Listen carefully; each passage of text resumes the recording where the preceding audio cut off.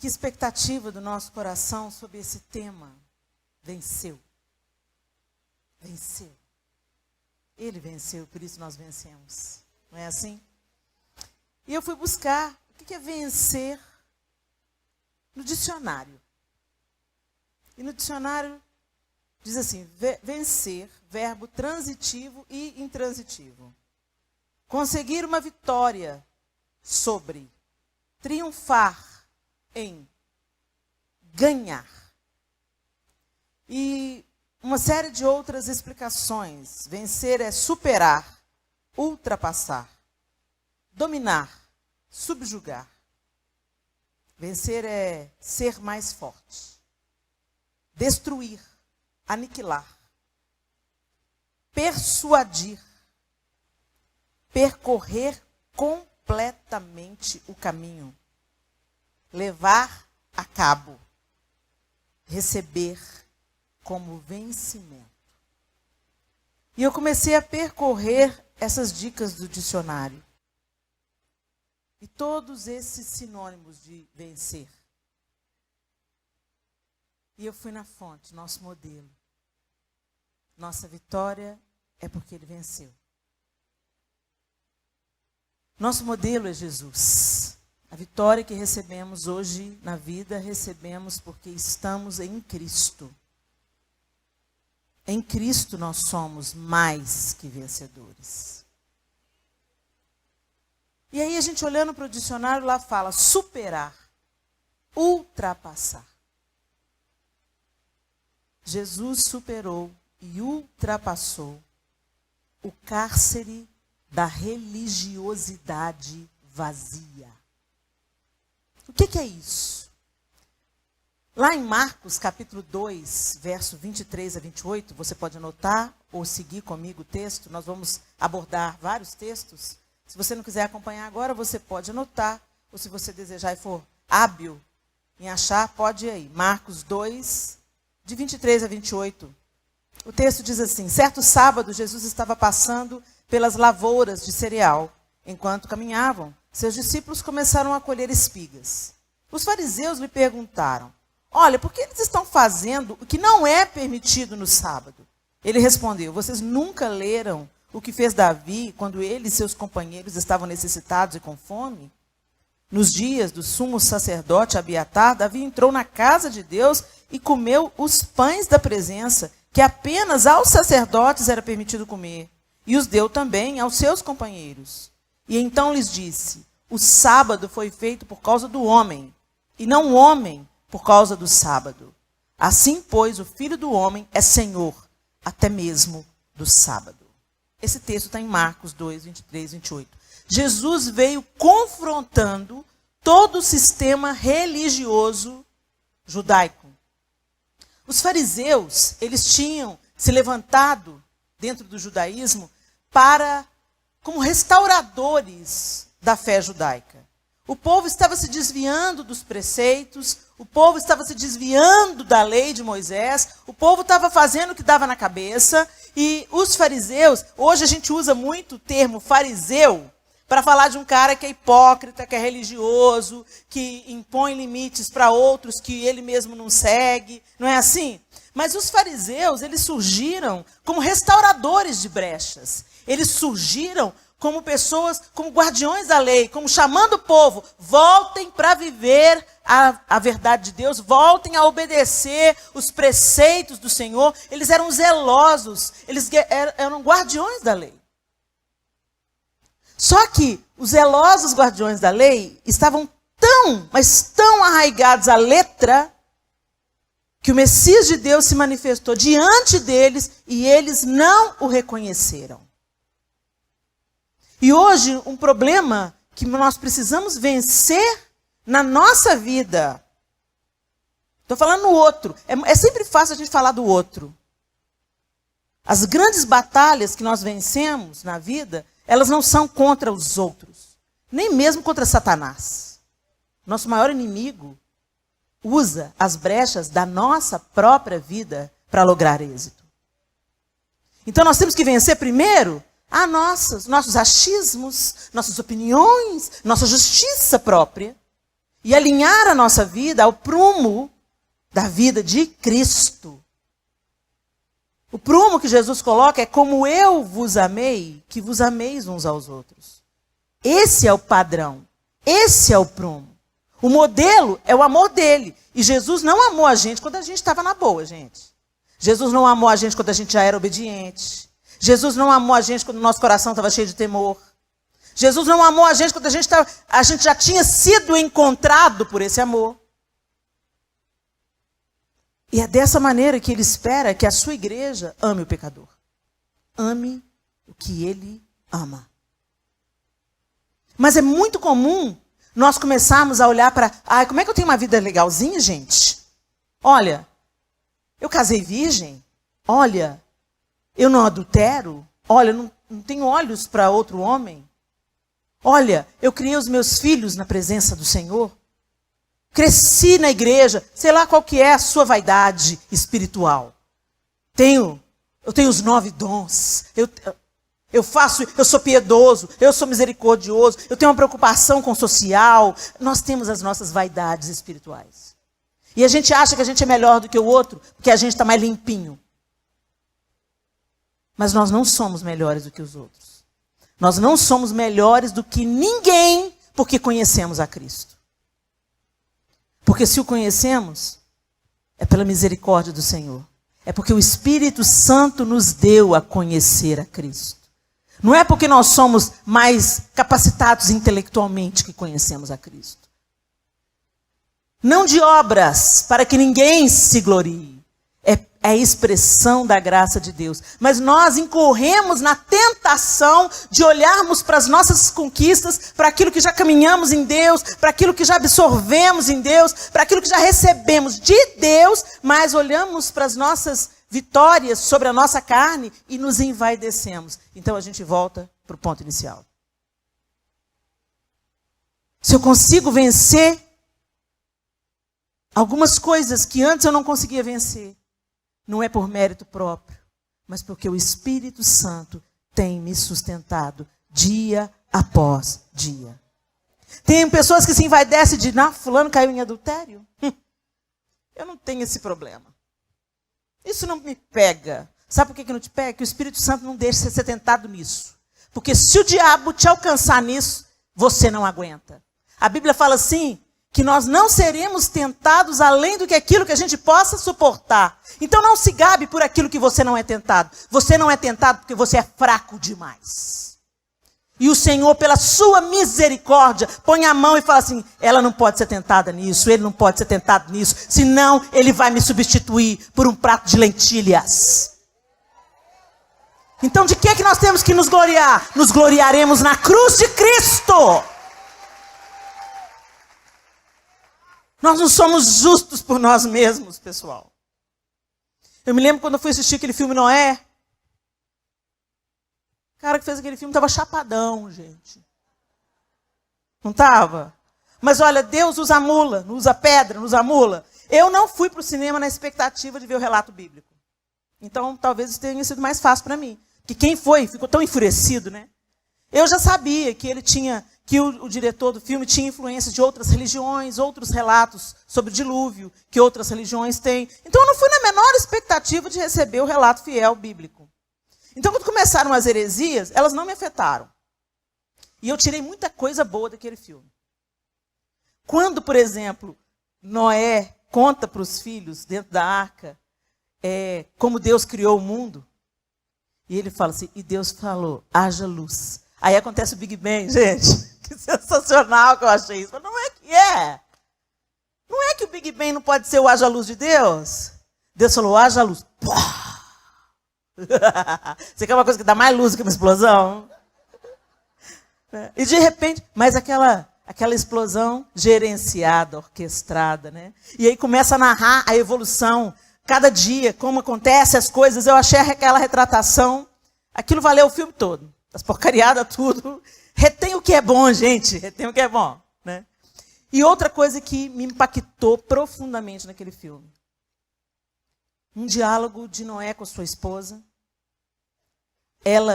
Noé conclui, o Noé do filme, né? A Bíblia não fala isso, mas o Noé do filme conclui que ele tinha se enganado, que Deus tinha dado para ele a missão de resgatar os animais, mas que a raça humana teria que morrer. Que Deus só confiou para ele porque sabia que ele cumpriria o papel, cumpriria a ordem de Deus de resgatar os animais, colocar dentro de uma arca e salvar a criação. E a mulher dele falou assim, não, isso não é verdade. Você é um homem justo e bom. E a Bíblia fala isso, que Noé era um homem justo e bom. Só que aí ele fala com ela assim, nós não somos bons. Olha para Cã. Ele é assim, assim, assim. Olha para Sem. Ele é assim, assim. Ele começa a apontar os defeitos e os deslizes de caráter dos próprios filhos. E ele fala, olha para Jafé. Ele é assim, assim, assim. E ele olha para você. Você mataria por qualquer um deles. Quando Noé, personagem, falou isso para a mulher, você mataria por qualquer um deles. Parece que ele pôs o dedo no meu nariz. Você se acha muito santa, Helena? Você mataria por qualquer um dos seus filhos. Foi um confronto. E o resto da cena, eu não prestei mais atenção, porque o Espírito Santo começou a trabalhar em mim dentro do cinema. E eu comecei a falar, meu Deus, eu mataria. Minha filha está para ser estuprada por um assaltante, um homem sanguinário, um homem mau, ela está em iminência de ser morta. E eu tivesse uma oportunidade de matá-lo e de impedi-lo, eu mataria. Se eu tivesse a oportunidade de defender alguém que eu julgo mais forte, mais fraco, sendo abusado por um mais forte, e a única chance disso acontecer for tirar a vida do outro, eu mataria. Se eu tivesse fome, visto meus filhos com fome, eu roubaria. Nós não somos justos. Justo é o Senhor. A nossa justiça é como trapo de imundície. Nós não sabemos do que nós somos capazes, o que tem de maldade no nosso coração, até que a oportunidade de revelar venha à tona. Por isso que todos os dias nós temos que extrair vida de Deus, extrair a vida de Deus, até que naquele dia que nós formos espremidos na adversidade, a gente esteja disposto a não revidar, a dar a própria vida. Só Jesus faz isso em nós. Nós não chegaremos lá no esforço intelectual, psíquico, apenas como leitores da palavra e guardadores da lei. Os fariseus não conseguiram. E é isso que Jesus vem confrontando neles e em cada um de nós desde então. Vença a religiosidade, vença a hipocrisia, vença a pretensão de ser superior aos outros, porque você teve a revelação de Jesus Cristo.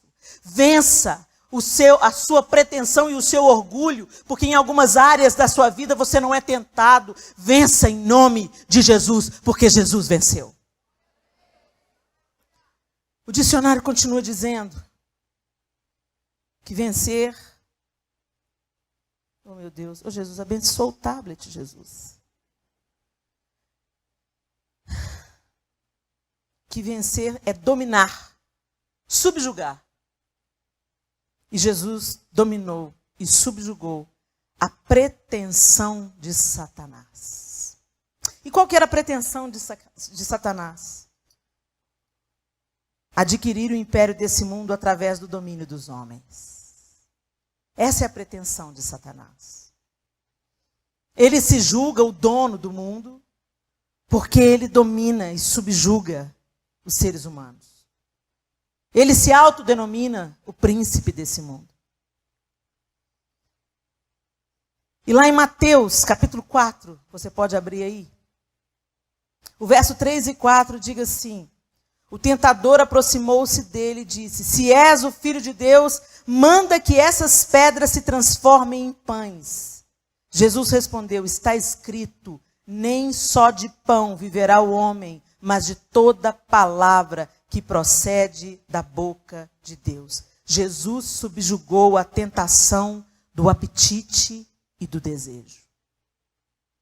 Quando Satanás vem para Jesus, a primeira tentação, ele tenta a situação que Jesus tinha jejuado por 40 dias, ele tenta o desejo de Jesus, desejo por pão, desejo de comer, desejo de saciar uma vontade E mais do que uma vontade, uma necessidade. E Jesus vence a Satanás quando ele diz: nem só de pão viverá o homem, mas de toda palavra que procede da boca de Deus. Eu não vivo para cumprir o meu desejo, Satanás. Eu vivo para fazer a vontade do meu Pai. A vontade do meu Pai, o reino de Deus, está na minha ordem de prioridades, estabelecido sobre os meus desejos e as minhas vontades. Nós precisamos de vencer o nosso apetite. E eu não falo apenas apetite de comida e de bebida, mas apetite de coisas. Apetite por pessoas, por relacionamentos que você sabe que são contra a vontade de Deus. Jesus domina o seu desejo e diz para Satanás: você pensa que você domina a humanidade? Jesus vence Satanás como homem, para mostrar a Satanás que não, ele não dominaria a humanidade. Foi como homem que Jesus vence a Satanás. E ele fala: não, você pode... Ele tinha fome como homem. Ele tinha desejo de pão como homem. Ele tinha necessidade como homem. Ele tinha vontade como homem. Mas ele disse: eu não vivo para fazer a minha vontade. Em primeiro lugar, o reino de Deus e a sua justiça. Como nós precisamos nos lembrar disso. A gente gasta tanto tempo naquilo que não é o reino de Deus. A gente gasta nossa energia, nossa formação intelectual, os nossos objetivos, e é tudo legitimado, né? Porque a gente pensa: não, é claro que Deus quer que eu triunfe, Deus quer que eu avance, Deus quer que eu me prepare, Deus quer que eu estude. Deus quer isso tudo, gente. Deus quer que nós sejamos a melhor versão de nós mesmos. Deus quer nos aperfeiçoar, Deus quer nos treinar. Isso tudo é verdade, mas cuidado, porque Satanás é o rei das meias verdades. Nós vamos ver isso daqui a pouco. Ele conta só parte da verdade. Tudo que você faz, tudo que você tem, tudo que você recebe, tudo que você ganha é para compartilhar e servir. Mas nós entramos no sistema desse mundo. Gente, por que esse mundo está essa piração? Por que uns têm tanto e uns não têm um pedaço de pão para comer? Porque nos tornamos egoístas como Satanás e não altruístas como Jesus. Satanás quer tudo para ele. Ele já tinha muito, mas desejou ter mais. Ele já era um arcanjo. Querubim. Ele já era um querubim diferenciado na hierarquia dos anjos. Ele já ocupava um posto elevado, mas para ele nunca era suficiente. Ele quis ser como Deus. E Jesus, sendo Deus, não julgou por usurpação ser igual a Deus, mas se esvaziou. Jesus fez a rota contrária. Ele se esvaziou e nós queremos nos encher, financiados por Satanás. E a gente usa, não porque o Senhor me chamou para ser cabeça e não cauda.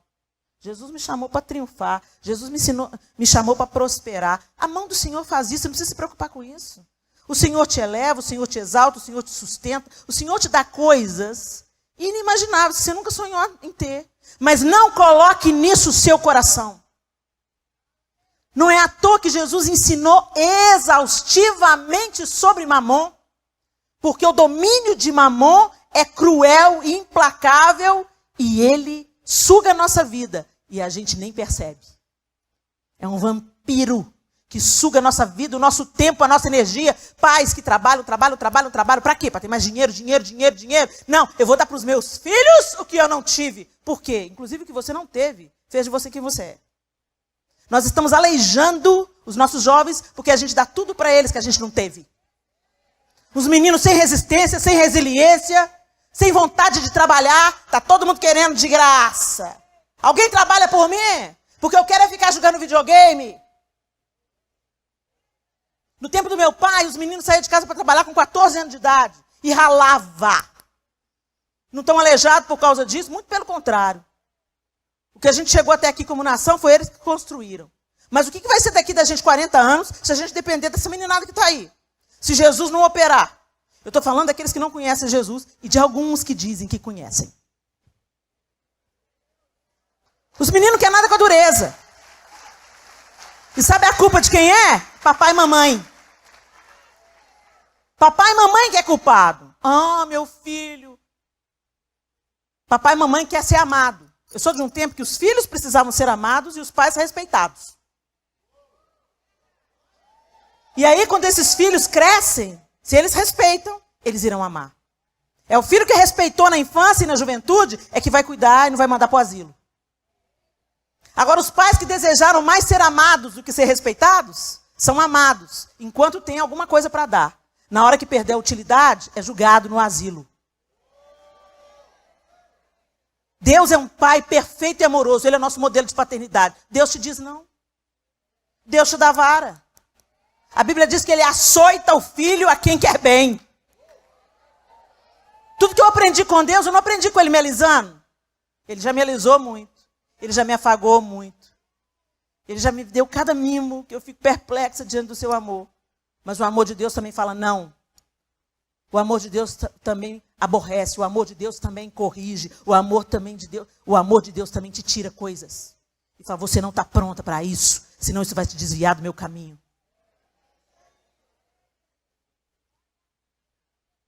Nós temos que entender que Jesus vence Satanás dizendo, você não vai me dominar pelo meu desejo. Nem pela minha necessidade. E é aí que nós temos que vencer também. Pode ter pão e pode não ter pão. Sabe Paulo? Paulo entendeu tudo. Cara, que eu sou apaixonado por ele. Assistiram Paulo, gente? Vai assistir, gente. Vai assistir. Eu saí do cinema, assim, ó. Estou assim até hoje. Que crente picareta que eu sou, Jesus. Paulo entendeu a parada. Eu posso ter muito e posso passar fome. Eu posso todas as coisas naquele que me fortalece. A gente isola o texto do contexto e transforma em pretexto, né? Eu posso todas as coisas naquele que me fortalece. A gente usa, marcha, poeirão, sobe na igreja. Mas na hora de, você pode passar necessidade, você pode padecer fome, você pode não comer o almoço, porque só vai ter para janta. Essa é a hora que você tem que falar, eu posso todas as coisas naquele que me fortalece. Não é o pão que me domina, não é o meu desejo que me domina. Eu não sou escravo da minha necessidade, eu não sou escravo do meu prazer, eu não sou escravo de nada, eu sou escravo de Cristo. A segundo momento que Jesus vence a Satanás dentro dessa tentação, dentro dessa perspectiva que nós estamos explorando aqui, que Jesus dominou e subjugou Satanás. O segundo momento, o segundo movimento, ele subjugou o engano de Satanás com a verdade. Olha aí no mesmo texto que nós estamos, no versos 5 e 7. Então o diabo o levou à cidade santa, colocou-o na parte mais alta do templo e lhe disse, se és o filho de Deus, joga-te daqui para baixo, pois está escrito, ele dará ordens a seus anjos a seu respeito, e com as mãos eles o seguirão, para que você não tropece, segurarão, para que ele não tropece em alguma pedra. Está aí o engano de Satanás. Ele não falou o versículo todo. Satanás conta só meias verdades. Ele usa a verdade, a palavra de Deus. Então muitas vezes ele vai fazer isso na nossa vida, tá? Lê de novo. E lê de novo. E lê de novo até saber se é a voz de Deus ou se é a voz do diabo. Aos seus anjos dará ordem ao seu respeito, para que os guardem, o versículo fala, em todos os seus caminhos. Quando você anda no caminho do Senhor, Ele dará ordens a seu respeito. Mas essa parte ele omitiu. Essa parte Satanás omite. Não interessa a ele que você ande nos caminhos de Deus. Não interessa a ele que você entenda a verdade de Deus. Por isso que tem gente que lê a Bíblia só para cumprir tabela e se sentir mais santo, mais espiritual, mais fariseu. mas não entende o contexto que está escrito e o que aquela passagem quer dizer. De fato. Um exemplo bem rude aqui, aproveitar para ensino extra aqui. Sabe aquela passagem que fala assim, de graça recebei, de graça dai. Ela é a verdade. Mas se você for examinar o texto, o que está sendo confrontado ali? A venda daquilo que só Deus faz, e faz sozinho. Se Deus me usa para curar uma pessoa, eu não posso receber um tostão por causa disso. Eu não posso receber uma oferta de gratidão. Eu não posso. Porque não fui eu que fiz o milagre. Eu fui um instrumento que Deus, pela sua misericórdia, usou para curar alguém. Não é uma dádiva que eu tenha por mim mesma. Ele me usou, ele passou por mim e fez sozinho. Se não fosse eu, ele usaria outro. E ele não precisa, às vezes, usar ninguém. Tem gente que dorme doente e acorda curado. Sem imposição de mãos de ninguém. Então eu não posso vender o milagre. Eu não posso vender profecia, porque a palavra não é minha, a palavra é de Deus. Não é um ensino teológico, tem gente que é professor, estuda, não é o meu caso, tá, gente? Mas tem gente que estudou 5, 6, 7 anos, teologia, fez curso de hebraico, de grego, de não sei mais o quê. A pessoa é uma sumidade, é um professor, é um mestre. Ele dedicou a sua vida a estudo, ele tirou do bolso dele muito investimento financeiro para pagar os cursos que ele fez. Então, se ele cobrar para vir ministrar aqui na igreja, se ele cobrar para vir dar um curso, digno é o trabalhador do seu salário. Ele estudou, ele se empenhou, ele deu. E ele está compartilhando do que ele aprendeu, está sendo um facilitador na sua vida. São coisas distintas. Eu não cobro pela profecia. Eu não cobro pelo milagre. Mas digno é o trabalhador do seu salário. Recentemente, eu lancei um curso em parceria com a MK Masters. Eles falaram, Helena, você tem uma voz de influência para mulheres. E tem uma mensagem que você carrega. E nós queremos atingir mulheres que estão em casa, cumprindo, obedecendo, a priorizar a família, mas elas estão morrendo. Elas não sabem o potencial que elas têm, elas não sabem o valor que elas têm. E a gente resolveu criar um curso, tipo um coaching. E a gente queria que você fosse a representante desse curso. Porque as mulheres te ouvem, você inspira mulheres. E a gente queria que você trouxesse muito de você, do seu coração para esse curso. Então a gente quer que você ensine muito do que você ensina e outros conteúdos que a gente vai colocar na sua mão. Empreendedorismo, como abrir uma empresa, como saber usar cartão de crédito, como fazer o que você faz e ganhar um dinheiro com isso. Você pode ser uma empreendedora sendo manicure, você pode ser uma empreendedora trabalhando com artesanato, você pode ganhar dinheiro e ajudar a sua família a se sustentar. Você pode ter uma autoestima curada e você pode ser espiritualmente saudável. Fizeram todo o trabalho de consultoria minucioso, construíram o curso de uma maneira excelente, um tanto de profissional envolvido, pais de família que pagam suas contas, sendo câmera, sendo iluminador, sendo cenógrafo, maquiando e penteando para que eu ficasse bonita no vídeo. Fizeram todo um trabalho minucioso, excelente. Eu participei como minoria. Como minoria, apesar de eu ser a porta-voz, muito do trabalho que foi feito não foi feito por mim, me passaram pronto. E aí, quando eu anunciei o curso, um tanto de gente me jogou pedra. Ah, está querendo ganhar dinheiro às custas da igreja. Já vinham você abusando da igreja. Poxa, que decepção, eu tinha uma outra visão de você. A igreja tem que parar com esse movimento parasitário que só quer receber.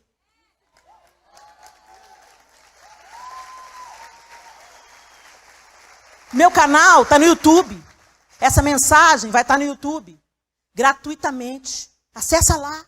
Se você não tem dinheiro para investir no curso hoje, continua recebendo de Deus através do meu YouTube gratuitamente. O Senhor vai te ensinar, o Espírito Santo vai te ensinar. Agora não impeça mulheres que nunca entrariam numa igreja de receber a porção que Deus tem para elas. Por causa do movimento de eu quero é receber. Esse negócio de receba, uma coisa que a gente inventou. Porque Deus amou o mundo de tal maneira que Ele deu. Jesus Deu a sua vida. E a gente quer só receber. Tudo que a gente recebe é para passar por nós e abençoar outro. É para passar e abençoar outro. E, inclusive o dinheiro que eu ganhar com esse curso vai ser para abençoar outro. Porque nada passa pela minha mão para ficar só em mim. O dia que ficar em mim apodrece. Água parada apodrece. Eu não vivo pelo meu umbigo. Eu vivo para repartir tudo que eu recebo.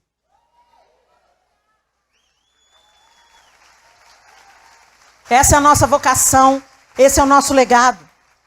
Então nós temos que parar de, reter só metade da palavra. Entender.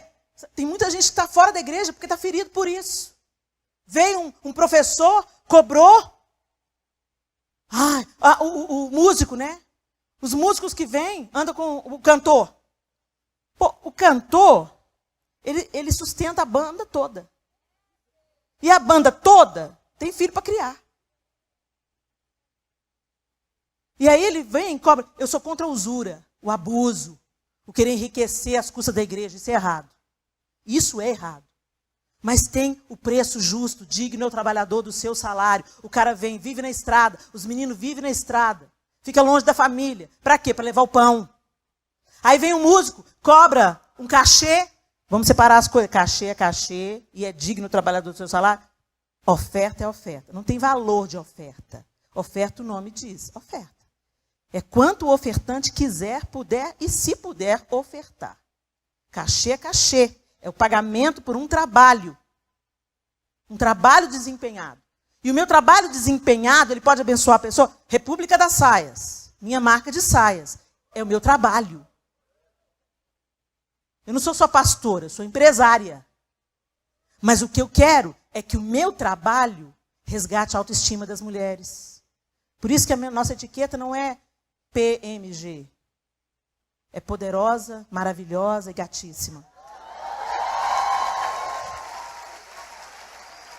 Porque eu não quero só vender saias. Eu quero que, nessa oportunidade de fazer o meu negócio, que as pessoas também sejam abençoadas até pelo meu negócio. Paulo fazia tendas para viver. Eu vendo saia. Depois passa lá e compra a República das Saias. Vamos voltar. A gente tem que parar de, Tem gente que está fora da igreja porque está escandalizado. Escandaliza não, meu irmão. Vai ler a palavra toda, vai entender a palavra. Para o diabo não te enganar com meias verdades.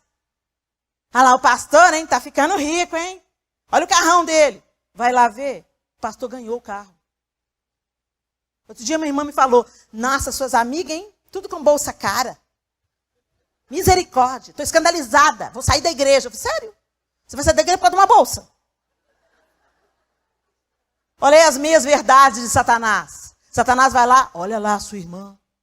Você com tão pouco. Essa igreja está doente. Essa igreja é isso. Essa igreja é aquilo. Olha lá a pastora. Olha a bolsa da pastora. Gente, eu falei, coração, minha linda, não deixa a bolsa da irmã azedar seu coração, não. Às vezes a irmã ganhou a bolsa do marido, que trabalhou como professor de matemática. Às vezes a irmã ganhou... Gente, eu já ganhei cada coisa que eu não teria condição de comprar com meu dinheiro. Uma vez eu ganhei uma bolsa da Louis Vuitton. Sabe o que eu fiz? Vendi e doei o dinheiro para missões. Embora eu tivesse muita vontade de andar com uma Louis Vuitton, vai explicar para todo mundo que eu ganhei de presente. Só se eu colocasse uma plaquinha. Foi ganha de presente, não escandalize com a minha bolsa, por favor. Mas que meninice é essa, né, gente? Que você tem que ficar explicando a bênção que Deus te dá. Nós, gente, vamos sair dessa meninice? Vamos crescer? Vamos parar de olhar para a vida do outro, para o bem do outro, para a bolsa do outro? Cuida da sua vida. É por isso que Jesus deu uma vida para cada um viver, para cada um cuidar da sua. Eu amo aquela passagem que Pedro, né? Pedro. Ah, Pedro. Pedro. Eu sou Pedro. Posso falar mal dele, porque é igualzinho. Pedro chega para Jesus falando, né? Como cada um deveria derramar a sua vida, como seria a morte de cada um. E aí Pedro chega para Jesus e fala, e quanto a João? E Jesus olha para Pedro e fala, que te importa? Adoro! Que te importa, Pedro? E ele continua, quanto a ti, segue-me. Jesus te fala hoje, a bolsa da outra, Jesus, que te importa? E o carro do outro, Jesus, que te importa? O que estão fazendo com o dízimo, Jesus, que te importa? Quanto a ti, segue-me.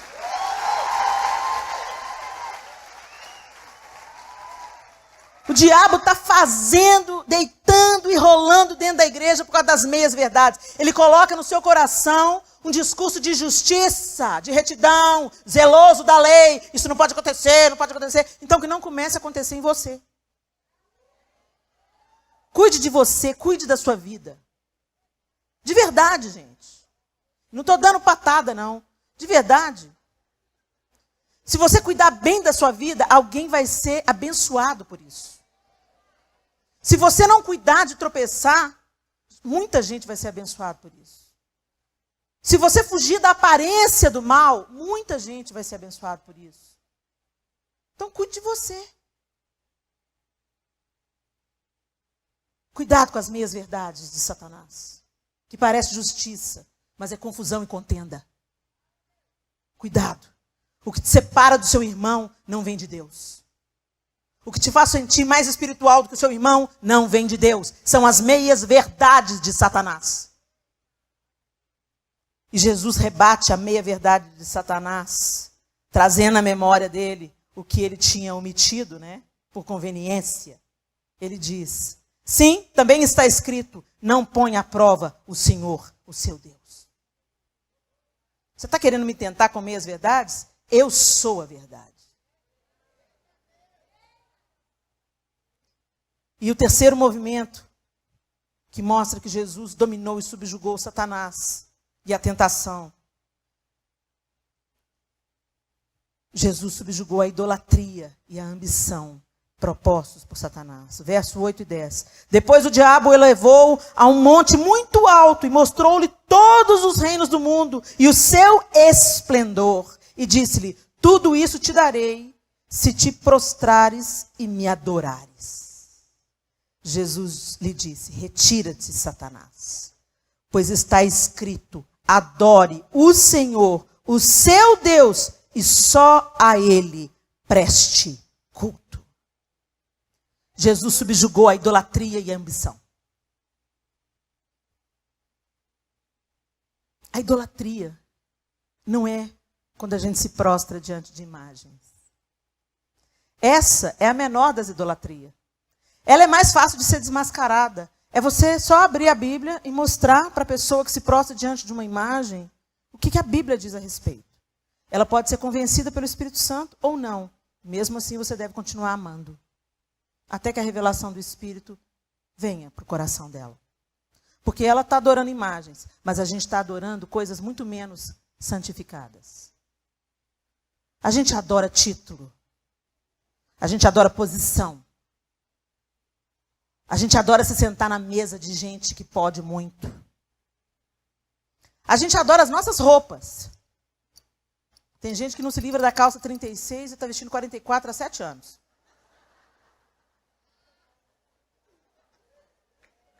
A gente adora o passado. A gente adora coisas legítimas. A gente adora o filho. Filho é para ser amado, protegido, cuidado. Não adorado. A gente adora o marido. A gente adora a igreja. Somente ao Senhor, seu Deus, adorarás. Ele tem a primazia sobre tudo e sobre todos. Porque dele, por ele, para ele são todas as coisas. Idolatria é tudo aquilo que ocupa mais o seu tempo do que Deus. Ah, Facebook. A gente é viciado em tecnologia, viciado em rede social. Antes de você dirigir a Deus uma palavra em oração, você já catou o celular para ver o que está rolando. Nós adoramos coisas desprezíveis e é idolatria. Nós adoramos pessoas. Tem gente que vira para mim e diz, nossa, Helena, estou tão decepcionada com você. Ótimo, que bom. Então agora você entendeu que eu sou igual a você, porque você também é decepcionante. Agora nós somos tudo nivelados pela graça. Somos tudo igual, feito do mesmo material. Aqui não tem uma mulher, a Helena é tão espiritual. Sou não. Eu sou dependente de Deus. Ai de mim. Talvez Deus me colocou nessa posição aqui, ó, porque o meu ouvido é o mais perto da minha boca. Para que eu não me desvie dele. Eu prego e Deus está falando. Olha aí, hein? Presta atenção, hein? Olha o que você está falando. Deus não me escolheu porque eu sou superior, porque eu oro mais que você. Deus me escolheu pela graça e misericórdia dele. Só a eternidade vai revelar por que ele escolheu alguém como eu. Aleluia!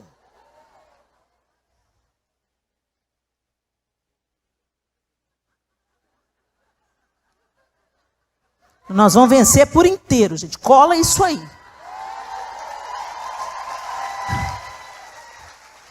A gente vai denunciando as meias verdades dele, né? Ele quer manifestar, mas não vai não.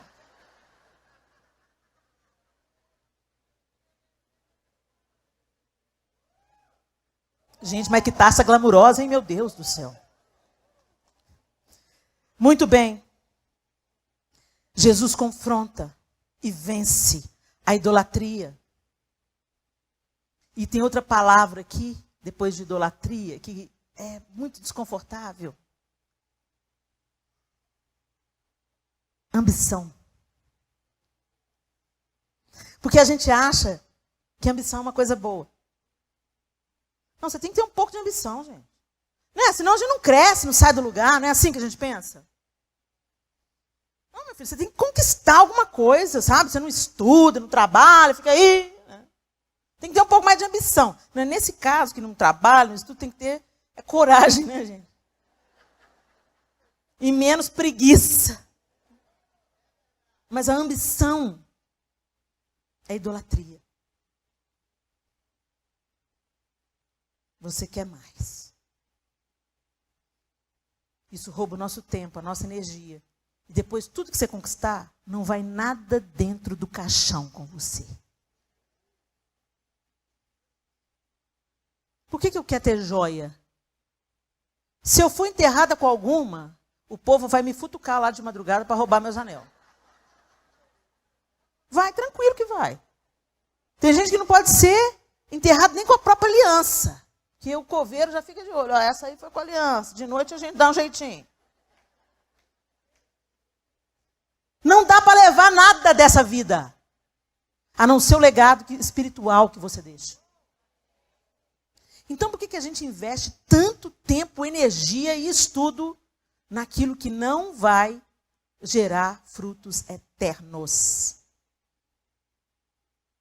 Se você estuda, o seu motivador por trás do seu estudo deve ser gerar frutos eternos. Eu quero me habilitar para entrar em áreas onde tem vácuos que um cristão precisa preencher por frutos eternos. A motivação está certa. Vai. Eu quero trabalhar porque eu quero sustentar missionários no campo. Eu quero ser uma empresária porque eu quero ganhar mais dinheiro. Porque tem um tanto de gente que eu quero ajudar e eu não consigo ajudar com aquilo que eu ganho hoje. Eu quero ajudar a Edmeia a continuar o trabalho de Maria e Marta. Eu oro para que Deus dê muitos anos de saúde e vida para Edmeia. Mas quando Edmeia partir, a casa de Maria e Marta não pode parar. Quem vai se levantar? Porque hoje ela trabalha, ela prega, ela ensina. E todos os recursos dela, que ela consegue com esse propósito, ela vive com a pensão do marido. E tudo que ela consegue com pregação, com ensino, com curso que ela dá, vai tudo para a casa de Maria e Marta. A gente tem que ter uma visão do que é eterno. A gente não tem que cobiçar uma casa maior, uma televisão maior para ostentar para as amigas. Isso é carnal, isso é idolatria. Idolatria do ego, idolatria do eu, idolatria de mamon. Eu posso ser feliz com aquilo que eu já tenho. Mas não, a gente está sempre correndo atrás do vento, invejando o que o outro tem, e achando que a felicidade está no que o outro tem. Eu já entrei em mansões com mulheres totalmente destruídas, a conta gorda e a vida arruinada. Cuidado com a idolatria, cuidado com aquilo que ocupa o seu tempo, o seu coração e os seus desejos. Vença. vença tudo aquilo que se opõe à primazia de Deus na sua vida. Seja a preguiça, seja o Facebook, seja o seu desejo sem freio de enriquecer, a cobiça, seja o que for, vença em nome de Jesus, porque Jesus venceu. Ainda caminhando sobre o dicionário, foi mais forte. Vencer é ser mais forte. Jesus foi mais forte que o mar revolto. Está lá em Mateus 8, vira algumas páginas aí, 23 a 27. Entrando ele no barco, seus discípulos o seguiram. De repente, uma violenta tempestade abateu-se sobre o mar, de forma que as ondas inundavam o barco. Jesus, porém, dormia. Os discípulos foram acordá-lo, chamando: Senhor, salva-nos, vamos morrer. Ele perguntou: por que vocês estão com tanto medo, homens de pequena fé? Então ele se levantou e repreendeu os ventos e o mar, e fez-se completa bonança. Os homens ficaram perplexos e perguntaram: quem é este que até os ventos e o mar lhe obedecem? Vença o medo da tempestade. O grande problema da tempestade não é a tempestade em si. Jesus venceu a fúria da tempestade. E ele não tinha medo, ele estava dormindo, porque ele sabia que a tempestade não era o problema, porque ele estava no barco. Se Jesus está no barco da sua vida, vença o medo em nome de Jesus. Nós somos paralisados pelo medo. Deus quer fazer coisas na nossa vida, mas a gente fala: não, eu tenho medo. Vai te tirar do lugar de comodismo, vai gerar desconforto, vai gerar falatório, vão falar isso de você, vão falar aquilo, vão pensar aquilo outro. Mas se Jesus falou: eu estou no barco, não tenha medo. Você só precisa ter medo quando Jesus se retira do barco. Então se retire também. Se Jesus saiu fora, saia atrás dele. Agora, se Jesus está no barco, ele pode estar dormindo, não tenha medo. Como nós somos paralisados pelo medo. Medo da morte, medo do fracasso. Gente, a gente fracassa. Faz parte. Sabe o que é a beleza de pertencer a Deus? Nem o seu fracasso vai ser desperdiçado. O pessoal falou comigo: você vai abrir um negócio no meio da crise. No meio do momento mais turbulento do país. Você vai abrir um negócio, comércio, sério. Aí vou. Se prosperar, prosperei. Se não prosperar, prosperei. Porque a minha prosperidade não é só os cifrões na conta, não. Prosperidade não é só dinheiro, não, gente. Prosperidade é ter Deus no barco. Se Ele está no barco, todas as coisas vão cooperar. Por um motivo. Mesmo quando você pensa aí numa situação que você fracassou.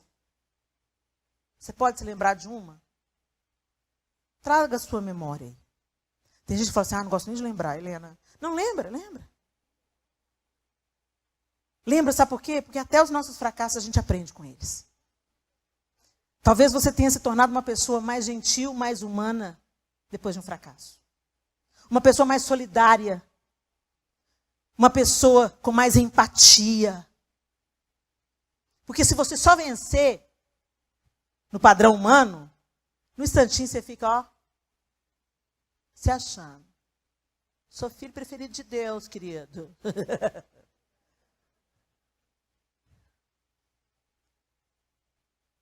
Nosso aparente fracasso pode ser a nossa maior vitória. Quando Jesus parecia que estava fracassando, quando ele estava sendo crucificado, açoitado, rejeitado, abandonado. Parecia que ele estava fracassando, mas ele estava recebendo o nome que é acima de todo nome. Nosso padrão não é o mundo, nosso padrão é Deus. E diante dele, até a tristeza salta de alegria. Até o aparente fracasso, ele muda em triunfo. Isso que a Lígia falou aqui, né? Como é que você falou, Lígia? O lugar da sua maior O lugar da nossa maior dor é o lugar da nossa maior promoção. É a pura verdade. Vença o medo da tempestade que você está atravessando. Coloque os olhos em quem está deitado nesse barco. Descanse junto com ele. Creia. E se o mar não abrir e o faraó me alcançar, eu não vou desistir. Não vou duvidar, e se o gigante não cair, se a fornalha me queimar, mesmo que eu morra aqui, sei que amanhã vou acordar. De qualquer jeito a gente vence. Se a gente morrer, a gente vence. Oh, glória a Deus! Destruir, aniquilar. Nossa, quando eu vi esse sinônimo de vencer, o destruir, aniquilar, Jesus destruiu e aniquilou a morte. Dá um glória a Deus aí! Em 1 Coríntios, verso 15, capítulo 15, versos 52 ao 57, o apóstolo Paulo diz: num momento, num abrir e fechar de olhos, ao som da última trombeta, pois a trombeta soará, os mortos ressuscitarão incorruptíveis, e nós seremos transformados, pois é necessário que aquilo que é corruptível se revista de incorruptibilidade, e aquilo que é mortal se revista de imortalidade. Quando, porém, o que é corruptível se revestir de incorruptibilidade e o que é mortal de imortalidade, então se cumprirá a palavra que está escrita: a morte foi destruída pela vitória. Onde está, ó morte, a sua vitória? Onde está, ó morte, o seu aguilhão? O aguilhão da morte é o pecado. E a força do pecado é a lei. Mas graças a Deus que nos dá a vitória por meio de nosso Senhor Jesus Cristo. Jesus destruiu e aniquilou. Jesus venceu a morte. E é por causa disso que nós temos a esperança que nós também vencemos. Essa vida é um trecho da nossa extensa e eterna jornada. Um sopro. Passamos por aqui, mas a nossa esperança, esse não é o nosso destino. Esse mundo não é o nosso destino. O nosso destino é a eternidade. Ou aqui, ou lá, ou acolá, onde Deus nos levar, estamos nele, somos vencedores sobre a morte. Quem pode dizer amém? Mas talvez você esteja contemplando a morte dos sonhos. A morte de alguém querido.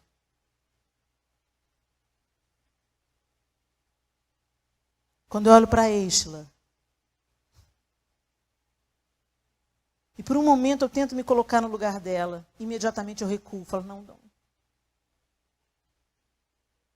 Meu Deus.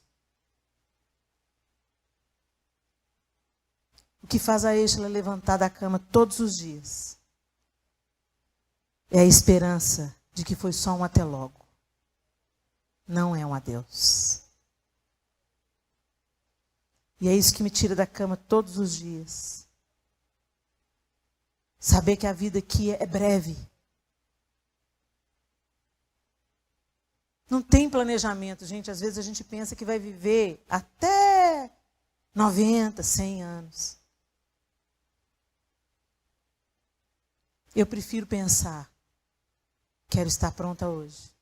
Porque Jesus pode voltar para mim hoje, só para mim. Vocês entendem? Jesus vai voltar de qualquer jeito. Ou para que todo olho veja, ou para que você veja pessoalmente. Para que você descanse nele. Eu não sei como você está lidando com a sua perda. com a morte de alguém querido. Tem gente que você já perdeu há 5 anos, mas você não consegue ser curado dessa dor. A saudade, gente, ela sempre vai existir. Para sempre. Mas quando essa saudade te paralisa, quando essa saudade te encerra no cárcere da depressão, quando essa saudade impede que você viva os planos que Deus ainda tem para você viver, tem alguma coisa que precisa ser vencida.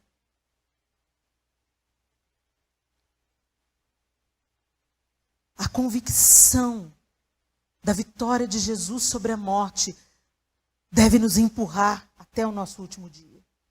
Eu sei em quem eu tenho crido e eu sei que Ele é poderoso. É essa convicção que tem que continuar nos empurrando. É essa convicção que nos dá força para continuar lutando, para continuar sendo bênção nas mãos de Deus, para continuar sendo resposta para pessoas que precisam, para continuar consolando as pessoas com o mesmo consolo que Deus tem para você.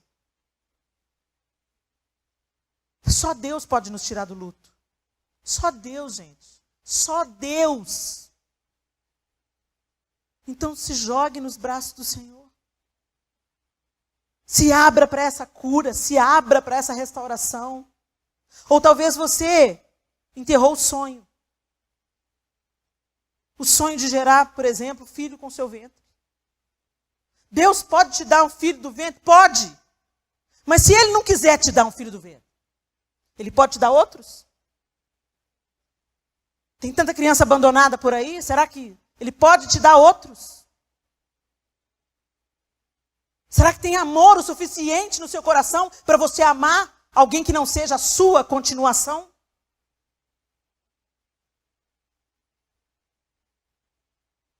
O Senhor nos adotou. Em Jesus fomos feitos filhos. Tanta criança precisando de pai e de mãe. E você com tanto amor para dar, com condições financeiras para cuidar de uma criança. E Deus está tendo que usar aqueles que aparentemente não conhecem Ele. Quando eu olho para uma atriz que entra num orfanato e se apaixona, ô Jesus, segura esse vens. Segura o vem, vem.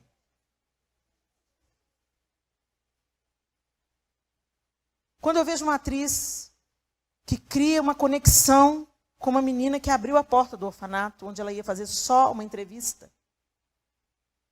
E ela vira mãe dessa menina tão diferente dela. Me faz pensar, isso só pode ser o amor de Deus. O amor de Deus faz isso. E Deus tem que achar mais espaço no meio do seu povo. Porque se Ele não achar espaço no meio do seu povo, Ele vai buscar outros. Ele não achou espaço no meio dos fariseus, buscou os gentios. Em nome de Jesus, gente. Não deixa a sua dor matar você. Não deixa o seu sonho não realizado. A oração não respondida matar você. Deus sabe o que Ele está fazendo. Creia nisso.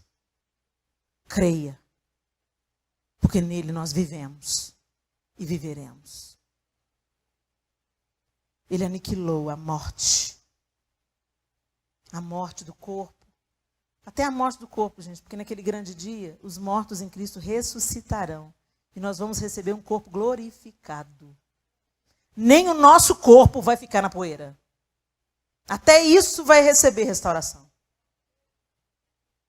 É nessa esperança que nós caminhamos e existimos. Amém? Percorreu completamente o caminho. Não, antes disso. Persuadiu. Persuadir é vencer. Persuadiu. Jesus persuadiu quem? Nós. A todos os que cremos. Persuasão é o movimento da vontade por razões irresistíveis. E Jesus disse a Tomé, está lá em João 20, 27 a 31. Coloque o seu dedo aqui. veja as minhas mãos. Estenda a mão e coloque-a no meu lado. Pare de duvidar e creia. Disse-lhe Tomé, Senhor, Senhor meu e Deus meu. Então Jesus lhe disse, porque me viu, você creu? Felizes os que não viram e creram. Jesus realizou na presença dos seus discípulos muitos outros sinais milagrosos que não estão registrados neste livro, mas estes foram escritos para que vocês creiam que Jesus é o Cristo, o Filho de Deus, e crendo, tenham vida em seu nome. Vencer é persuadir, e Jesus persuadiu. Você crê porque alguma coisa te persuadiu. A palavra te persuadiu. A revelação da verdade te persuadiu. Presenciar um milagre te persuadiu. Ver Deus operando naquela vida que estava perdida te persuadiu. O consolo de alguém no momento da sua dor te persuadiu. Jesus nos persuadiu a crer pelo poder do Espírito Santo de Deus. E nós estamos aqui para persuadir outros a conhecerem essa verdade e essa esperança. Vocês estão comigo? Vençamos pela persuasão. Eu vou voltar a ler o que está escrito aqui. Eu amei essa definição de persuasão. Persuadir, persuasão é o movimento da vontade por razões irresistíveis. Se você é uma pessoa irresistível, se você ama irresistivelmente, se você perdoa irresistivelmente, se você caminha junto irresistivelmente, o movimento daqueles que são alcançados pela vida de Jesus em você, o movimento em direção a essa irresistibilidade do Evangelho é crer. Quando Paulo está se defendendo diante do rei Agripa, o rei fala, o que você está querendo? Ele começou a contar quem ele era e o que Deus fez nele. Ele só estava contando isso para se defender das acusações que ele estava sofrendo. E o rei fala assim, se você insiste por mais um pouco, sou persuadido a crer em Jesus. É exatamente isso. É para isso que a gente está aqui, gente. Que vençamos pela persuasão. Não do muito falar, mas do muito se dar. De ser como Jesus foi, de amar como Jesus amou. De envolver as pessoas que estão ao alcance do nosso abraço. De impedir que muitas pessoas se matem, dando a elas apenas o ouvido para ouvir e não a língua que julga. Que o poder do Espírito Santo, o poder de persuasão do Espírito Santo seja abundante sobre mim e sobre você, em nome de Jesus. Amém? Jesus venceu. Aleluia.